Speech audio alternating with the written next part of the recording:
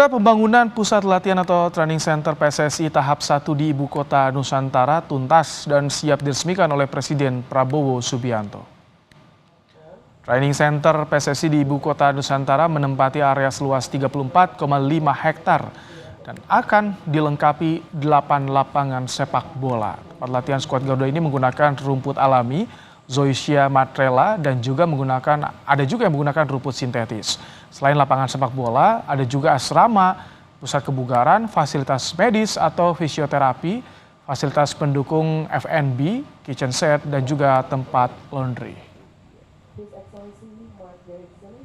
Yang tercapai sampai hari ini, di mana ground breaking ataupun peletakan batu pertama tahun 2023 sekarang sudah selesai, sudah lengkap.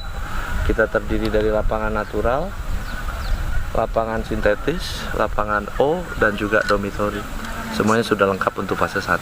Diresmikan, kami masih menunggu konfirmasi baik itu jadwalnya Presiden FIFA, Pak Presiden RI, dan juga Ketua Umum kami.